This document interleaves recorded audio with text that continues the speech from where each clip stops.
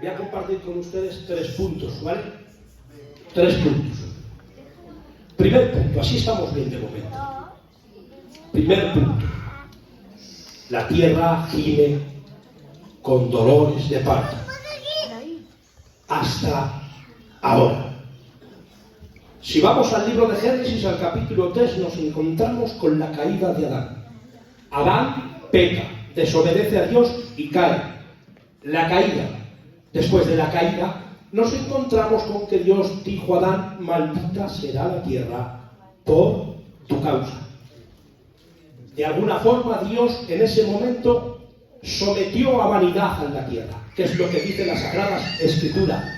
Está sometida a vanidad, no por su propia voluntad, sino por causa de aquel que la sujetó en esperanza. Tengo que decirte que la tierra es una creación inanimada. Como es una creación inanimada, no tiene voluntad propia. No tener voluntad propia no puede hacer lo que quiere. Entonces, ¿Dios qué hace? La sujeta a vanidad. ¿Qué son las vanidades? La vanidad de la que está hablando Romanos capítulo 8 no es otra. Los que entienden más que yo dicen, hermanos, que es la contaminación. La contaminación de la atmósfera, la contaminación de los mares, la contaminación de los ríos, grandes empresas como están contaminando el mundo. Y es de eso de lo que está hablando Romanos capítulo 8. Pero los dolores de parto de los que habla cuando dice: y la tierra gime aún hoy con dolores de parto hasta ahora. Esos dolores de parto, hermanos, no es otra cosa, es mucho más profundo. Son los tsunamis, las catástrofes y todas las cosas, etcétera, etcétera, de las que pasan aquí en la tierra. Sin embargo, la tierra gime con dolores de parto hasta ahora, pero gime con una promesa. ¿Con la promesa de qué? De que volverá otra vez a su origen. Ahora, mi pregunta es: ¿cuándo volverá la tierra a su origen? Porque, aunque no voy a entrar en detalles, tengo que decir que hay diferentes escuelas. Una es cuando alguien espiritualiza el milenio, porque es ahí en el milenio cuando la tierra vuelve a su origen, y otros dicen que el milenio no existe, espiritualizándolo, diciendo que Apocalipsis capítulo 20, cuando habla 5 veces acerca del milenio, ellos enseñan que el milenio no existe, es decir, que es el reino de Dios que hace mucho tiempo que comenzó, pero que no existe un reinado literal donde Cristo reinará aquí en la tierra por 1000 años. Bueno, pues tengo que decirte que yo sí creo en eso, y creo, hermanos míos, también que en ese momento será cuando la tierra volverá otra vez a su origen. Es decir, gime con dolores de parto hasta ahora y fue sujetada a vanidad, pero fue sujetada a vanidad, hermanos, con promesa, con la promesa de ser liberada un día. ¿Y cuando será liberada? Justamente en el milenio. Bueno, pues de la misma forma todo creyente también gemimos dentro de nosotros mismos, esperando la adopción, la redención de nuestros cuerpos. Eso es lo que dice Romanos en el capítulo 8,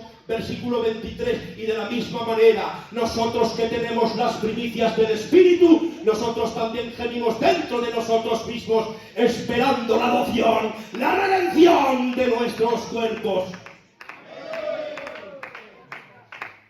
Nosotros que tenemos las primicias del Espíritu, también gemimos. ¿Qué son las primicias? En el Nuevo Testamento las primicias es el Espíritu Santo en nosotros, las arras del Espíritu. Atención, en el Antiguo Testamento, en el libro de Éxodo, en el capítulo 23, versículo 19, dice: y llevarán a la casa de Dios los primeros frutos, dice, y los mejores. Porque en aquel tiempo, hermanos, cuando ya se acercaba la cosecha, cogían una gavilla y cogían los primeros frutos, entre ellos los mejores. Los metían a la gavilla, iban a la casa de Dios, que era el templo, y cuando iban a la casa de Dios ofrecían, hermanos, esos frutos se los ofrecían a Dios, santificándolo para Él. Ellos cuando iban con fe, creyendo que todo lo que tenían provenía de Dios, atención, y confiando que la mejor cosecha estaba por venir. Atención, lo mejor está por venir. Atención. En el Antiguo Testamento, hermanos, las primicias eran fruto natural. En el Nuevo Testamento es el Espíritu Santo. En el Antiguo Testamento iban al templo y lo ofrecían, hermanos, santificándolo para Dios. En el Nuevo Testamento usted y yo somos templo del Espíritu Santo, y el Espíritu Santo nos ha santificado. En el Antiguo Testamento lo ofrecían confiándolo y con fe que lo mejor estaba por venir, una mejor y más excelente cosecha. En el Nuevo Testamento es realidad de nuestra redención futura. En el Antiguo Testamento era el fruto natural, en el Nuevo Testamento es un fruto, sí, pero espiritual. Será la redención de todo creyente. Usted forma parte de la redención futura. Nosotros que tenemos las primicias del Espíritu, nosotros también gemimos dentro de nosotros mismos, esperando la adopción, la redención de nuestros cuerpos. Sufrimos, sí, gemimos, sí, pero igual que la tierra, gemimos con promesa. ¿Y qué promesa tienes tú? A mayor sufrimiento aquí en la tierra, mayor peso de gloria recibirás en el cielo. Dice 2 de Corintios, en el capítulo 4, verso 17, estas leves tribulaciones momentáneas producen en nosotros un cada vez más peso eterno de gloria. A mayor sufrimiento aquí en la tierra, mayor peso de gloria recibirás en el cielo. Dice, hermanos, en el capítulo 8, verso 18, las aflicciones del tiempo presente no son comparables con la gloria venidera que en nosotros ha de manifestarse. Lo mejor está por venir. Atención, pero esto tendrá su cumplimiento. ¿Cuándo? El día de Cristo, no el día del Señor. El día del Señor es tinieblas. El día del Señor es angustia para Jacob. El día del Señor es tribulación aquí en la tierra. No, digo el día de Cristo, porque el día de Cristo es ese día glorioso cuando toda la cosecha será redimida para los graneros del cielo, dice la Biblia. En primera de Tesalonicenses, capítulo 4, verso 17, el Señor mismo, con voz de mando, con voz de arcángel, con trompeta de Dios, descenderá del cielo. Los muertos en Cristo resucitan primero, luego nosotros, los que vivimos, los que hayamos quedado, seremos arrebatados juntamente en las nubes para recibir al Señor en el aire, y aquí estaremos con el Señor para siempre. Lo mejor está por venir, lo mejor está por venir.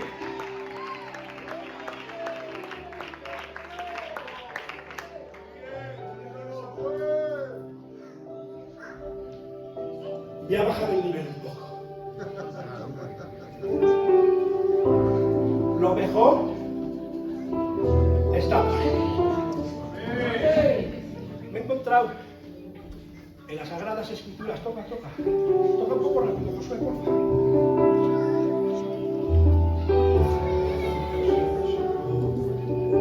3 razones, Juan, por las que gemimos. Te voy a decir lo que significa la palabra gemido para que la tengas en memoria, ¿vale? Lo que predico. Suspiro del alma. Tanto sufrimos que suspiramos. Lo iba a decir después y lo voy a decir ahora. Hace poco veía a un prestamista andando por la calle haciendo esto, pastor, con las manos atrás, y digo yo, esos suspiros los conozco yo, de tanta angustia que tenía dentro. Suspiraba, porque la palabra gemido es suspiro, sollozos, quebrantos del alma. Eso es lo que significa.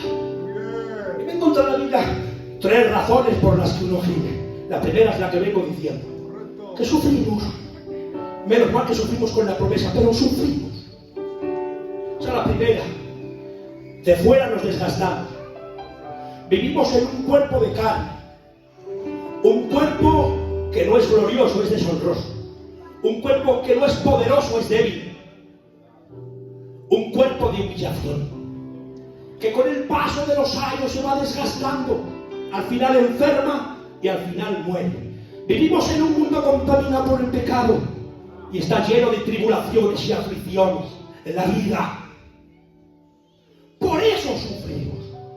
El apóstol San Pablo, cuando se fue a buscar a Timoteo, cuando fue a buscar a Tito, que es lo que predicaba la otra vez, el pastor, cuando le encontró fue consolado.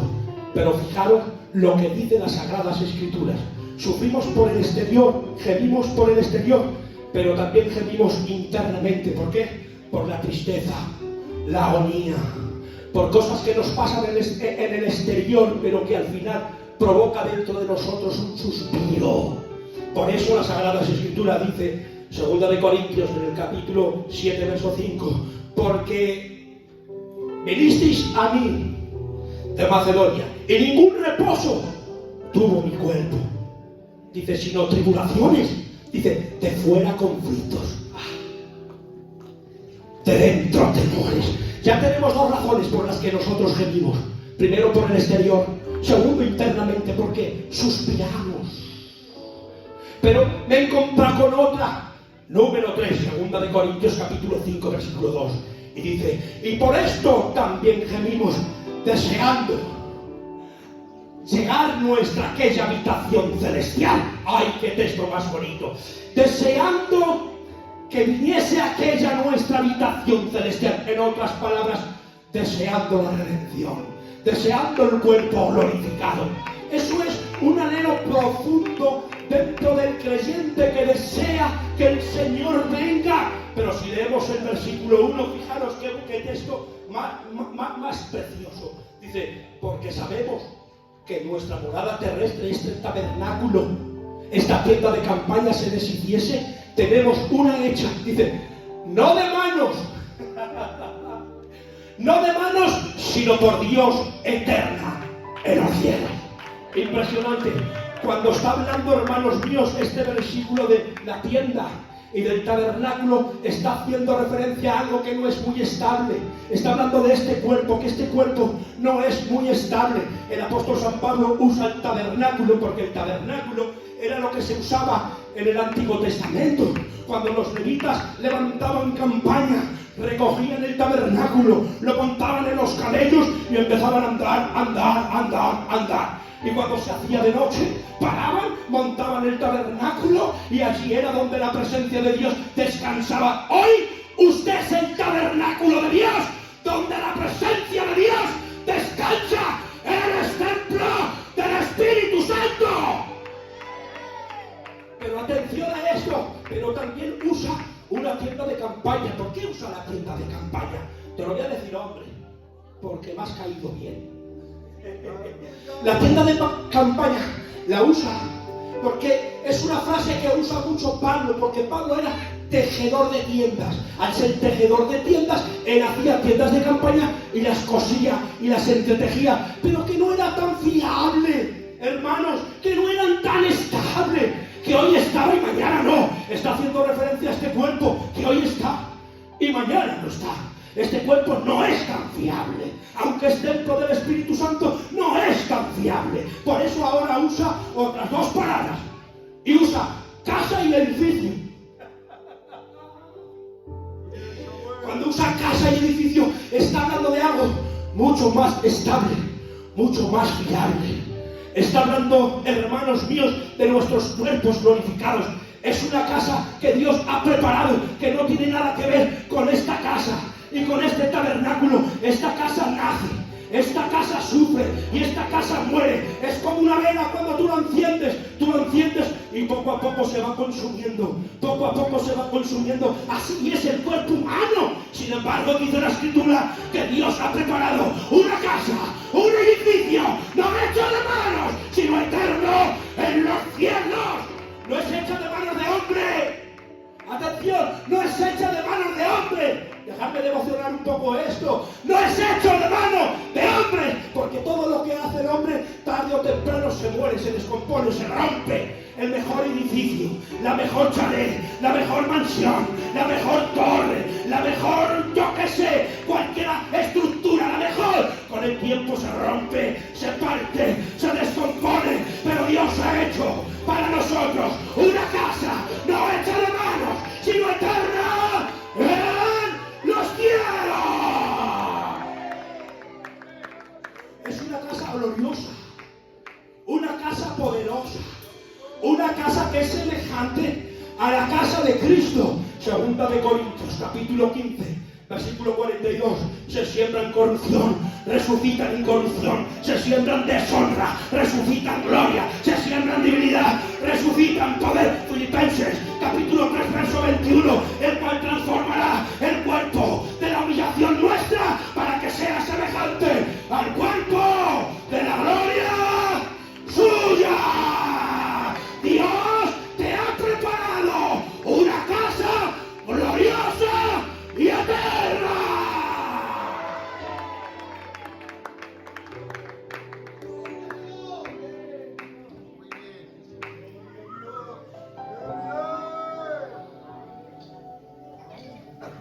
Y número 3. Gloria a Dios. ¡Qué alegría!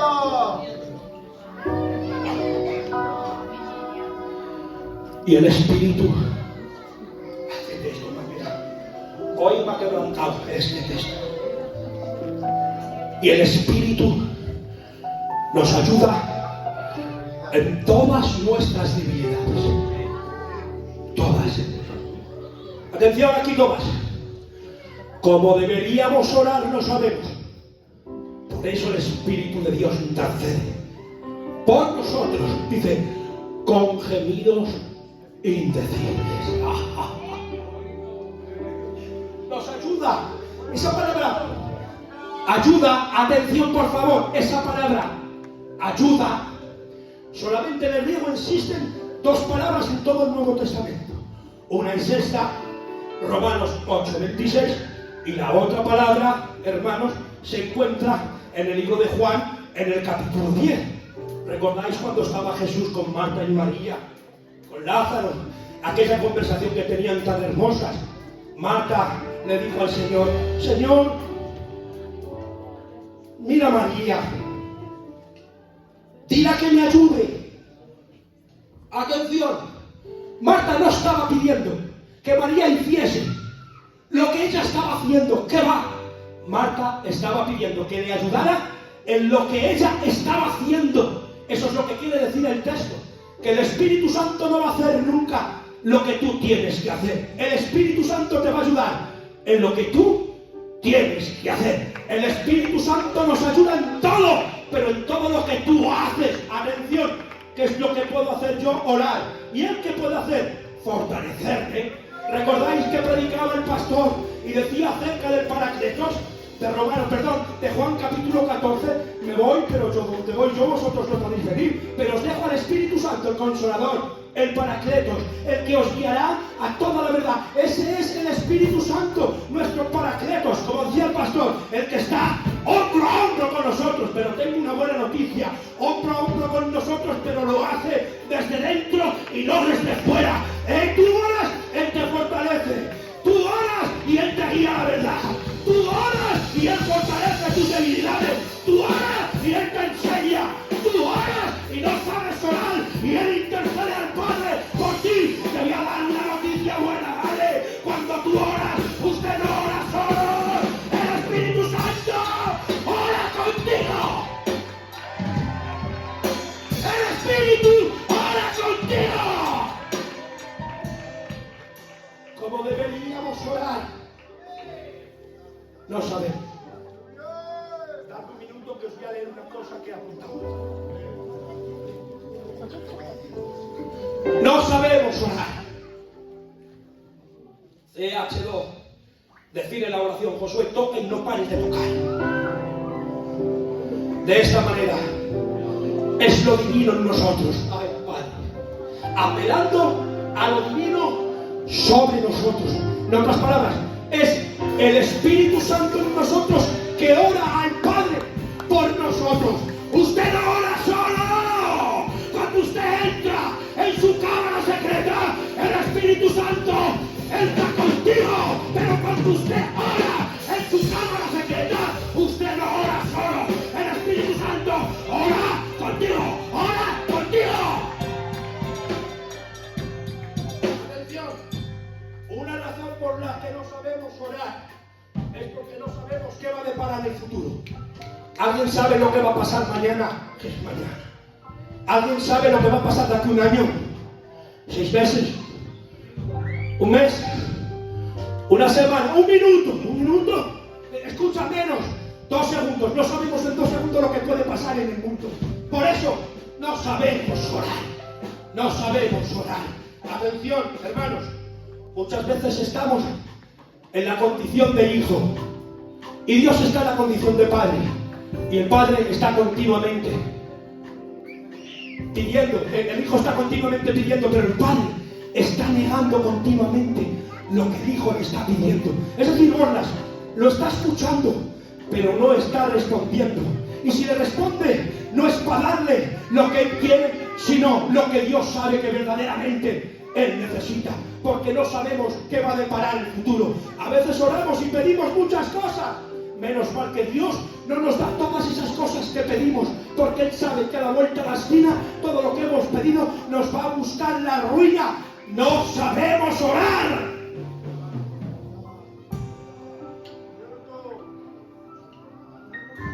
Había un griego que prohibió a sus apóstoles, a sus discípulos, que oraran para sí mismos, entendiendo que ellos no sabían orar, que pidieran entre todas las cosas las mejores y que dejaran que fuese Dios el que decidiera entre todas esas cosas, porque no sabemos orar. Pero en definitiva, ¿cuál es la oración perfecta? Y Cristo dijo: Padre, en tus manos encomiendo mi espíritu. Y dice Lucas en el capítulo 22, verso 42: Padre, no se haga mi voluntad, sino la tuya. Oración perfecta. Pero mi pregunta es, tío Piña, mi pregunta es, ¿pero nunca sabemos orar? Yo digo que sí. Muchas veces sabemos orar. Además, la Biblia nos enseña el orden en la oración. Hay cosas primarias y cosas secundarias en nuestra oración. ¿Y sabes cuáles son las primarias? Las primarias. El reino de Dios. El reino de Dios. La voluntad de Dios. Le decían los apóstoles al Señor: enséñanos a orar. Y Él respondió: cuando oréis, orad así: Padre nuestro que estás en los cielos, santificado sea tu nombre, venga a nosotros tu reino, hágase tu voluntad así en la tierra como en el cielo, dadnos hoy el pan de cada día, no nos metas en tentación, mas líbranos del mal. ¿Veis? Vemos 6 oraciones seguidas, pero hay primarias y secundarias. Y la primaria, ¿cuál es? ¿Cómo sabemos orar? Orar por la voluntad del Padre. ¿Cómo sabemos orar? Orar por el reino de Dios, para que el reino de Dios sea engrandecido. ¿Cómo puedo orar? Cuando yo digo: bendice mi coro. ¿Cuándo sé orar? Cuando digo: bendice mi iglesia. ¿Cuándo sé orar? Cuando digo: consuela a los enlutados. ¿Cuándo sé orar? Cuando digo: bendice a mis pastores. ¿Cuándo sé orar? ¿Veis? No siempre no sabemos orar. Lo que pasa que a veces oramos y oramos, toca. Y oramos con un corazón medio de pez. No sabemos orar, ni tenemos palabras para orar. Atención, Elías desafía a 450 profetas de Baal, hace descender fuego sobre el cielo y una mujer le mete bajo un enebro. Y hace una oración, ¿qué opinas? Y la oración es la siguiente: Padre, quítame la vida, le dice a Dios, quítame la vida, porque no soy mejor que mis padres. Pero ¿qué estás diciendo? Si no sabes la oración que estás haciendo, si es una oración errada y equivocada. Pero ¿cómo dices que te quite la vida si eres único de los dos en toda historia bíblica que no va a conocer muerte? Sin embargo, él, al instante, Dios actuó. Cuando él creía que Dios no iba a actuar, ahí fue cuando Dios actuó. Ahí tenemos a Ana, porque Penina tenía muchos hijos, pero Ana no los tenía. Y ella no pagaba la asistencia. ¿Y sabéis lo que hizo? Se metió dentro del templo. Al dentro del templo, si pudiera ponerme de rodillas, me ponía. Y se puso de rodillas a orar, de rodillas. Y solo movía la boca. Un susurro, casi no se le escuchaba. Sin embargo, allí llegó el sacerdote. Qué poca visión tuvo el sacerdote en ese momento. Llegó el sacerdote, y cuando llegó el sacerdote, automáticamente le dijo: hija, ¿Estás ebria? Y tiene que responder ella, no, estoy derramando mi alma delante de Él. Cuando ella menos pensaba que Dios iba a actuar en su vida, fue en ese momento cuando Dios actuó en su vida. De la misma manera nosotros los creyentes, a veces estamos en una etapa mala. Estamos en una etapa confundidos, en una etapa medio depresivos. A veces no sabemos orar, pero el Espíritu Santo nos empuja. Es un empujón suave, no por obligación, sino un empujón muy suave. Y te empuja y pone deseo dentro de tu corazón. ¿Y para qué? Para que vayas a tu cámara secreta. Y cuando vas a tu cámara secreta no tienes palabras. No tienes palabras porque tienes un corazón roto. Estás viviendo una etapa mala en tu vida y te sientas o te pones de rodillas y no sabes qué decirle y guardas silencio. Y en ese silencio, ¿sabes lo que hay? Suspiros. No sé qué decirte, Señor. Lágrimas por tus mejillas, susurros.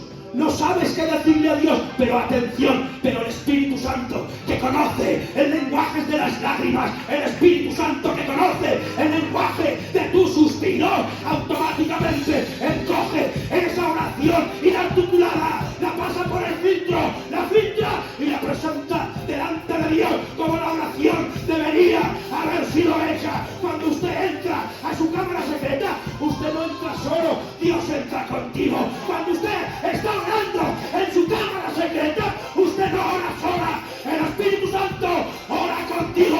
Por eso dice la Biblia, como deberíamos orar, no sabemos. Por eso el Espíritu de Dios intercede por nosotros con gemidos intangibles.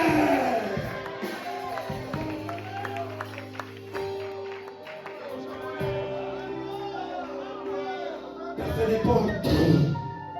Del caso de hacerte poner de rodillas, pastor. Y oras, no sabes. Y sale un suspiro. O una lágrima. Él lo entiende. ¡Aleluya! Coge esa oración inarticulada, la pasa por el filtro. Presenta la oración delante de Dios. Como la oración debería haber sido hecha. Atención. Y esa oración es oída y respondida porque es conforme a la voluntad de Dios. ¿Quién conoce lo profundo de tu espíritu sino el Espíritu de Dios? El Espíritu de Dios conoce tus suspiros. El Espíritu de Dios conoce tus lágrimas. El Espíritu de Dios te conoce mejor que tú mismo. Por eso esa oración va a ser oída y contestada porque es conforme a la voluntad de Dios. Que Dios os bendiga un montón, dos montones y tres montones. Padre Dios para todos. Que Dios os bendiga muy poderosamente.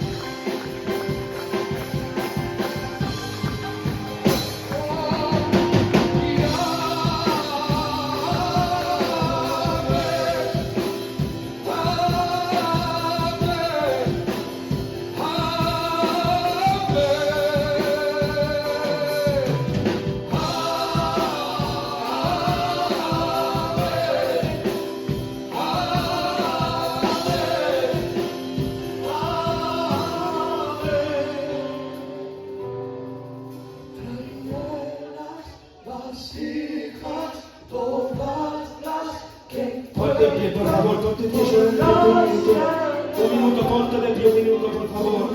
Levanta tus